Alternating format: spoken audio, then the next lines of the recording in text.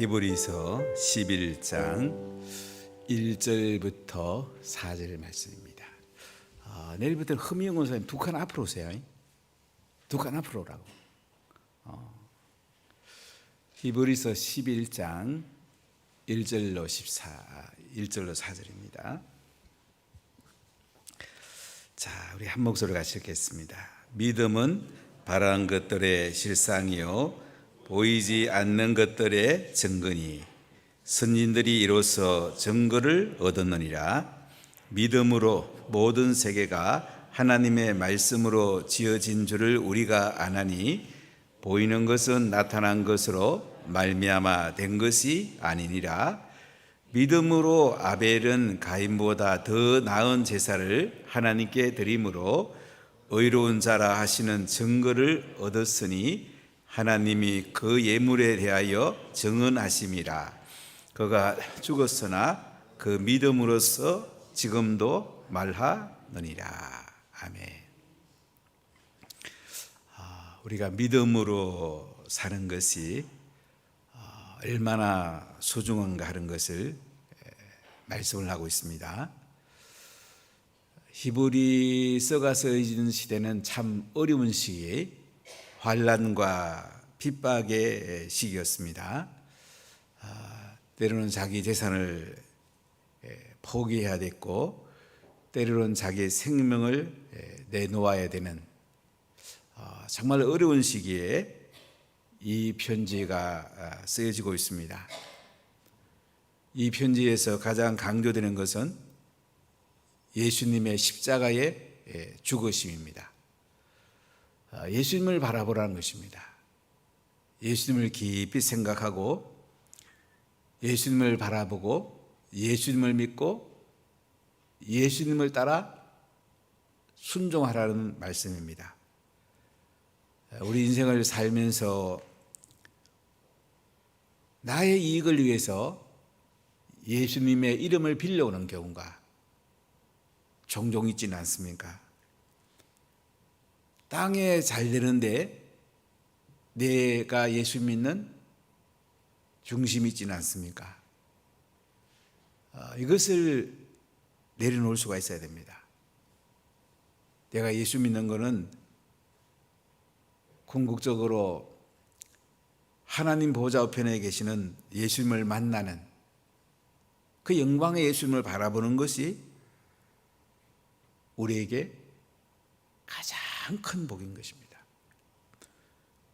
지금 유럽이 무너진 것은 십자가에 죽으시고 부활한 예수님을 그들이 바라보지 못하니까.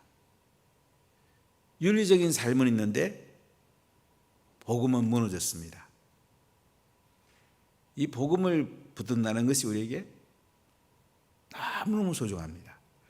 우리 자녀와 다음 세대에 십자가에 죽으시고 부활하신 예수님을 잘 전수하는 것이 우리가 살아가는 삶의 이유입니다. 이것이 무너지면 다음 세대는 너무너무 위험합니다. 여러분, 예수님을 위해서 내가 믿음을 가지고 있습니까? 나를 위해서 예수님을 이용하는 것을 믿음으로 가지고 있습니까? 중심이 나입니까? 예수님입니까? 정말 예수님의 영광을 드러내는데 내 삶의 중심이 있습니까? 예수님의 이름을 빌려가지고 내 영광을 드러내는데 중심이 있습니까? 진지하게 자신에게 정말로 물어봐야 돼요. 내가 왜 예수님 믿지? 정말로 예수님 영광을 드러내기를 원하는가? 그냥 이 땅에서 내가 행복하려고 예수 믿는가? 구원이라는 그 평안을 살려고 예수 믿는가? 진실로 예수 믿는 게 뭘까? 진짜 예수님을 믿고 있는가? 환난이 와보면 알 수가 있습니다. 너 가진 것을 한번 다 포기해봐라. 만만치 않죠. 이제까지 수고한 모든 것을 내려놔봐라. 참 안 쉽지요. 예수 믿는 것 때문에 자녀가 잡혀갑니다. 자녀가 화영털에서 불길에 휩싸입니다. 부모의 심정이 어떻겠습니까? 예수님 믿는 것 때문에 로마 콜로세움에서 사자의 밥으로 던져집니다. 그것을 보는 가족의 마음이 어떻겠습니까? 참 만만치 않죠. 그래서 7월 달에 로마 이태리 성지순례를 가는데 성지가 딴 게 아니에요. 대부분 순교 현장이에요. 믿음으로 살았던 사람들의 그 과거에 있었던 것을 돌아보면서 내 믿음이 정말로 바로 서 있는가? 돌아보는 게 성지순례예요. 그냥 가서 그냥 눈으로 보고 인간적 생각하는 게 아니에요. 예수님을 더 한번 생각하는 거예요. 우리가 믿음으로 산다는 거. 히브리서 10장 후반부에 보면 이렇게 말씀합니다. 36절부터 39절까지 우리 읽어보겠습니다. 우리에게 인내가 필요함은 너희가 하나님의 뜻을 행한 후에 약속하신 것을 받기 위함이라. 잠시 잠깐 후면 오실 이가 오시리니 지체하지 아니하시리로다. 나의 의는 믿음으로 말미암아 살리라. 또한 뒤로 물러가면 내 마음이 그를 기뻐하지 아니하리라 하셨느니라. 우리는 뒤로 물러가 멸망할 자가 아니요 오직 영혼을 구원함에 이르는 믿음을 가진 자니라. 우리에게 인내가 필요합니다. 왜 인내가 필요합니까? 너희가 하나님의 뜻을 행한 후에 약속한 것을 받기 위함이라. 약속한 게 뭡니까? 35절에 보면 이것이 큰 상을 얻게 하느니라. 그러므로 너희 담대함을 버리지 말라. 땅의 것보다 하늘의 게 더 중요해요. 땅의 것은 일시적입니다. 하늘의 것은 영원합니다. 우리 잠깐 왔다 가는 것이 인생이에요. 한 100년, 오래 살면 한 120년 이렇게 살 수가 있어요. 우리 김영석 교수님 같은 분은 지금 103세신데 참 노년을 아름답게 살고 계시죠. 지금도 강연도 하시고. 참 우리가 하늘의 영광을 바라보면서 약속하신 그 받기 위함이다. 하나님의 뜻을 행한 후에 약속하신 것을 받기 위함이다. 마지막 주님 앞에 설 때에 우리가 상 받을 때에 얼마나 영광스럽고 얼마나 행복하겠습니까? 이 순간이 우리에게 가장 중요한 것입니다. 그래서 37절을 다시 보시면 잠시 잠깐 후면 오실 이가 오시리니 지체하지 아니하시리라. 잠시 잠깐 후면 오실 이, 예수님 오신답니다. 우리가 보면 되게 긴 것 같은데요, 예수님 보시면 한순간이에요. 예수님 보시면 그냥 지체하지 않고 잠시 잠깐 후면 그분이 오시는 거야. 자, 그분이 오실 때에 우리가 어떻게 살아야 된다는 겁니까? 38절 읽겠습니다. 나의 의인은 믿음으로 말미암아 살리라. 또한 뒤로 물러가면 내 마음이 그를 기뻐하지 아니하리라 하셨느니라. 하박국 2장 3절 4절을 인용하고 있는데요, 오직 나의 의인은 믿음으로 말미암아 살리라.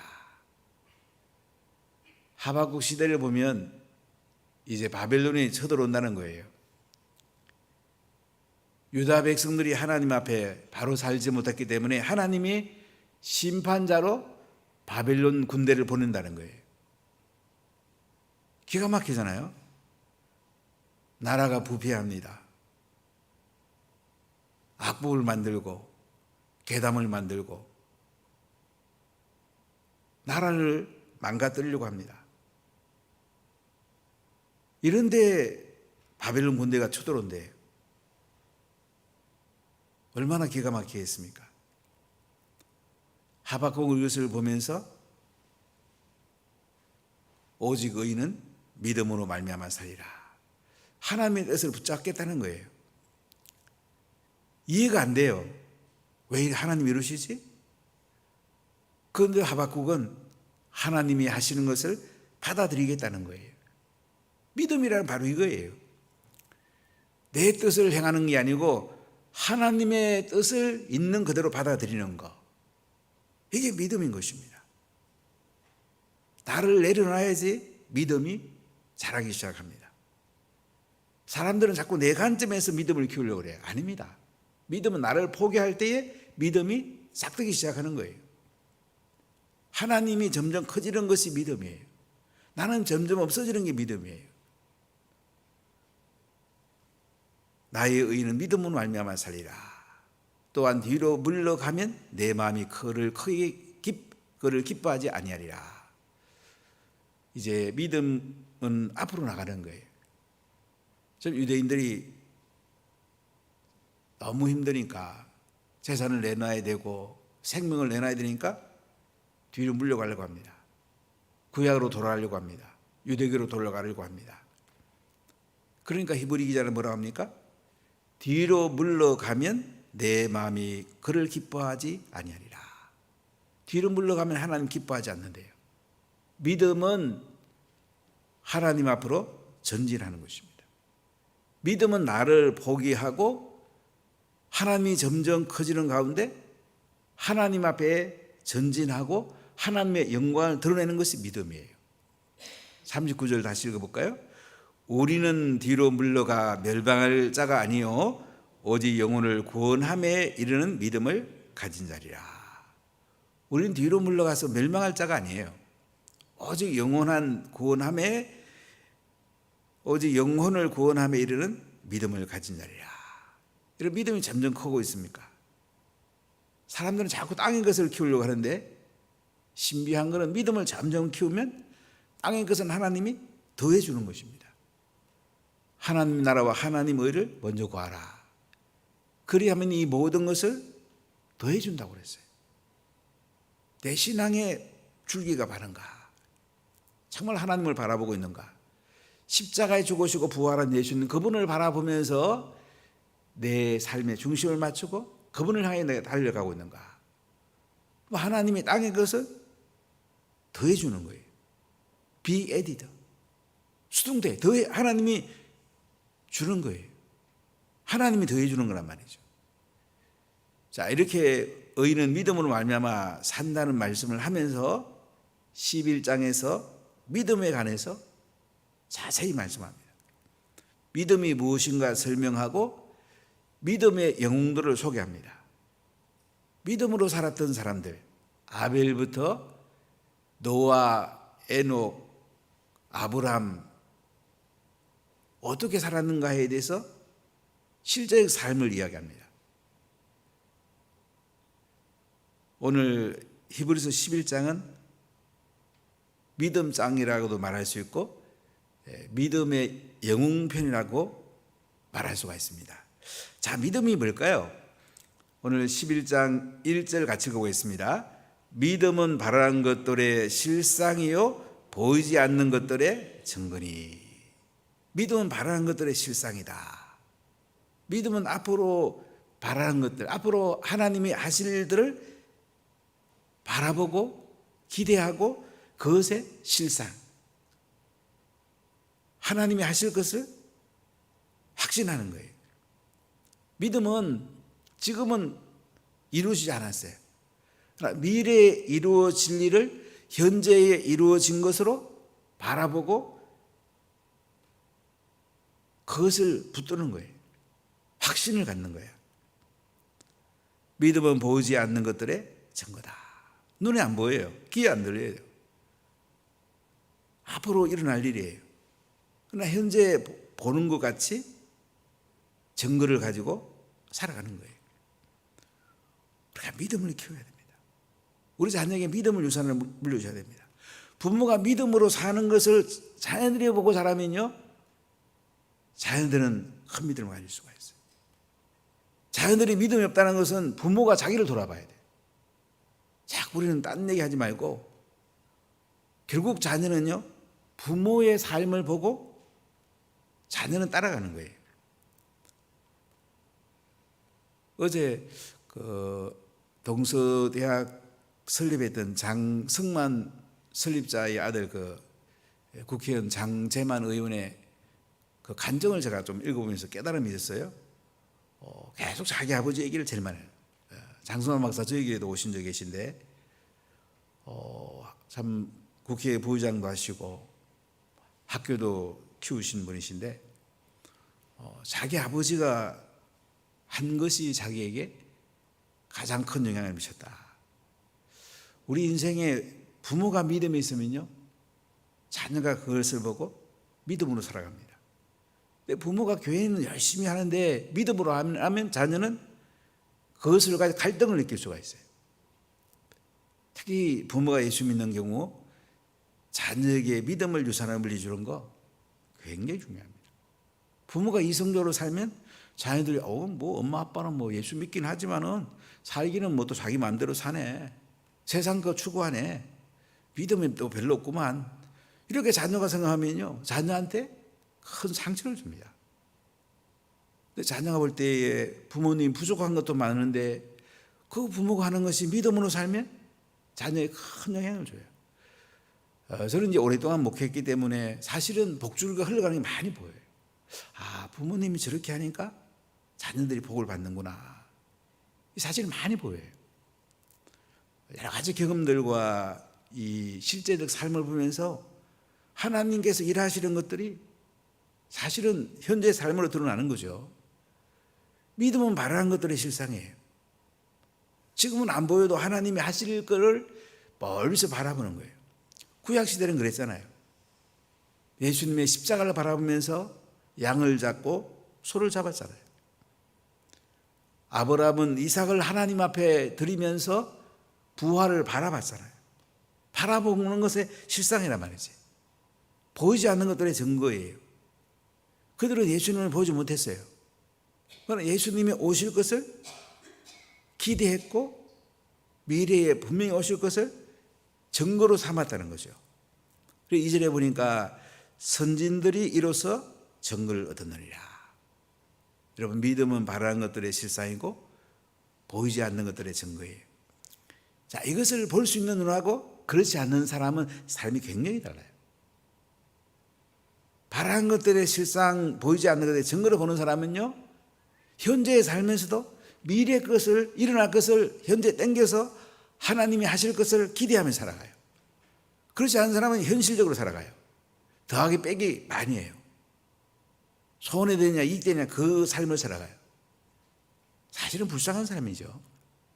우리 더 큰 걸 바라봐야 돼요. 하나님이 하실 걸 바라봐야 돼요. 그게 행복이에요. 이번에 총회 자리 있게 마련해서 복류를 가면서 같이 간 분들이 참 좋았어요. 우리 특히 장로님들 정말로 훌륭하시더라고요.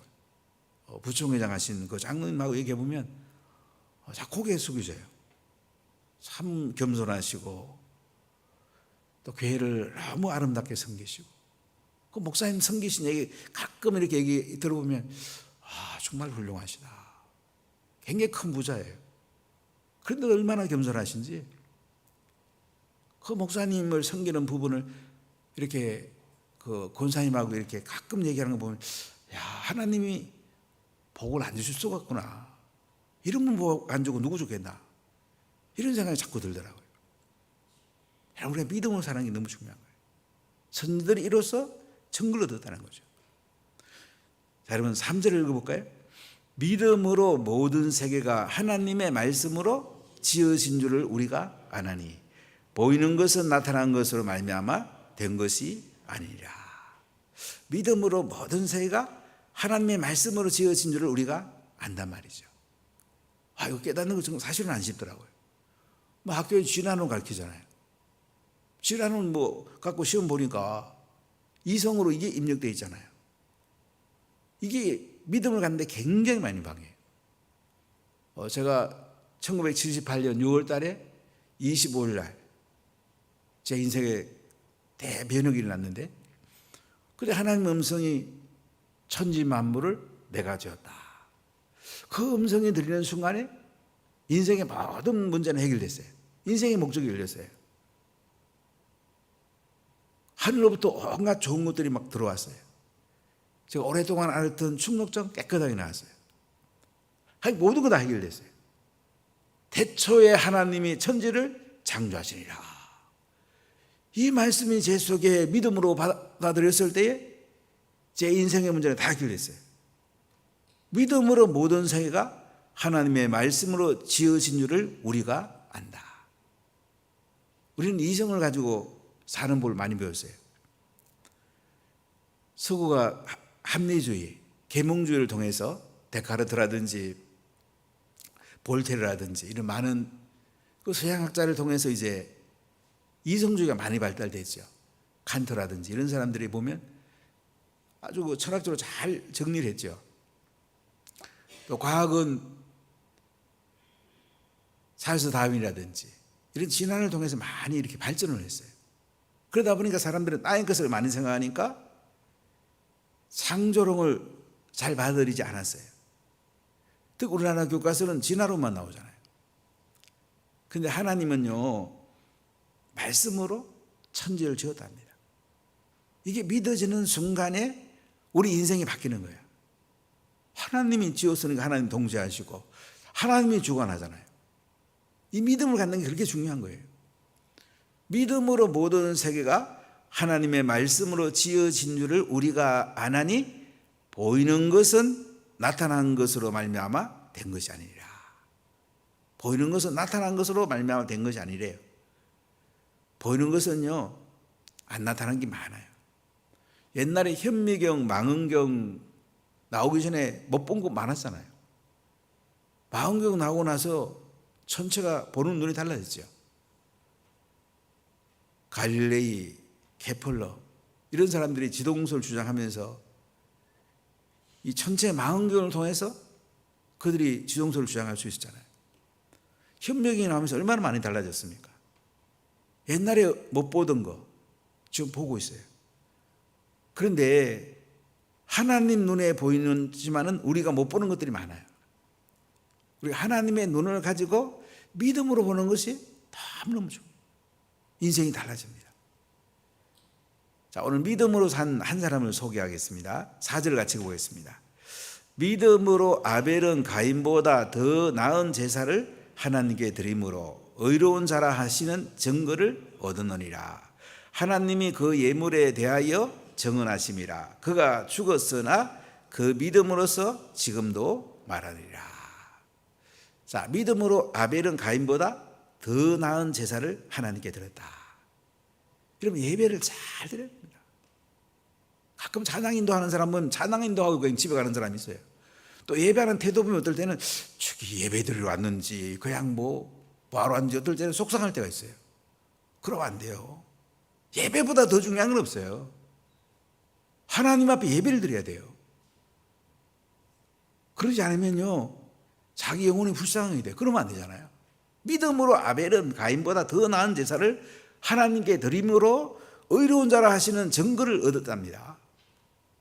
우리 창세기 4장에 보면 아벨과 간 이야기 나옵니다.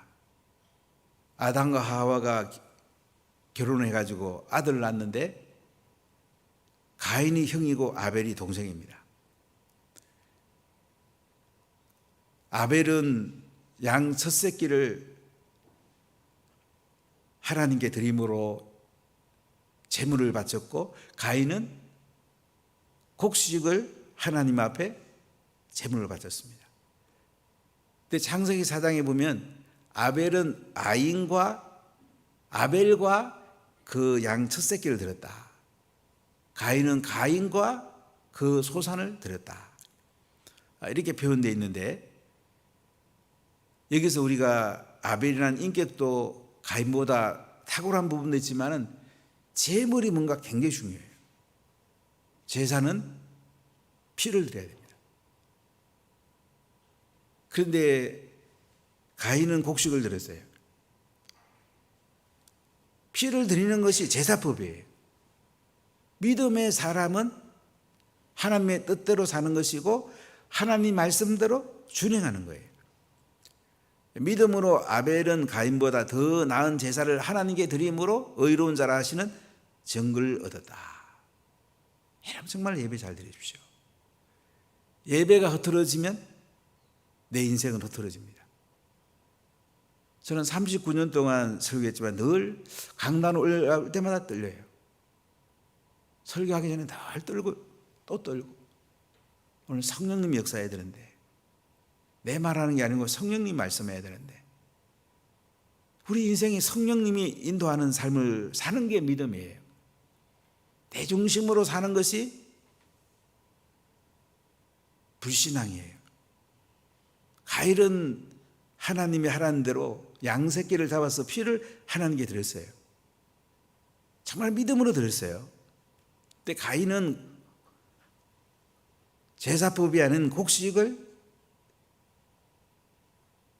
드렸어요. 하나님이 누굴 기뻐하겠어요?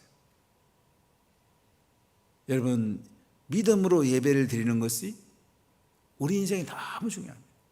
새벽에 나와서 하나님 말씀 받고 기도하면서 우리 자신을 하나님께 제물로 드리는 거예요. 십자가에 필려 죽으시고 부활하신 그 예수님의 보혈로 나를 덮어주십시오. 성령의 기름을 부어주십시오. 보혈을 자꾸 덮어달라고 기도하십시오. 앞에 찬송하는 분도 보혈 찬송할 때 빼놓으면 안 돼요. 보혈을 덮으셔요. 그래야지 우리 영이 살아요. 죄가 이게 깨끗해져요. 저는 제일 많이 기도하는 게 오늘 예수님의 보혈로 저를 덮어주십시오. 예수님의 보혈로 저를 덮어주십시오.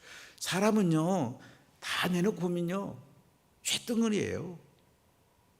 자기중심 사는 게 얼마나 많아요. 그 예수의 보혈로 덮어야 되거든. 그래야 내 영이 살지, 내 양심이 깨끗해지지, 내가 믿음으로 살 수가 있지요. 내 힘으로 어떻게 할 수 있는 게 아니에요. 하나님 은혜가 임해야 돼요. 그래야 믿음이 내 속에서 살아는 거예요. 우리가 하는 게 아니에요. 아벨은 양새끼를 잡아서 하나님께 드리면서 그 피가 아벨을 덮었어요. 가인이 나중에 시기해서 아벨을 죽입니다마는 그 피가 아벨을 증거하는 거예요. 의로운 자라는 증거를 얻었다고 그러잖아요. 하나님이 이 예물에 대하여 정언하심이라. 그가 죽었으나 그 믿음으로써 지금도 말하느냐. 그리고 우리 인생을 믿음으로 살았느냐, 내가 내 힘으로 살았느냐. 이것이 인생의 결론이에요. 우리가 믿음으로 살아야 되지 않겠습니까? 이번 행복호소를 통해서 게스트들이 믿음을 갖게 되고 예수의 볼로 덮어지게 되고 성령을 받게 되고 나 중심의 인생이 하나님의 중심 인생으로 바뀌어지는 것, 이것이 소중하지 않겠습니까? 사역하는 우리들도 중심이 하나님께 이동되어서 그 예수님 앞에 믿음으로 살아가는, 정말 예수님 바라보면서 내가 손해보더라도 재산에 손해를 보고 생명을 내놔야 되고 해도 정말로 예수님을 붙들고 그분의 영광을 드러내고 이렇게 살아야 되지 않겠습니까? 이것이 하늘 행복입니다. 이것이 믿음의 삶입니다. 기도하겠습니다.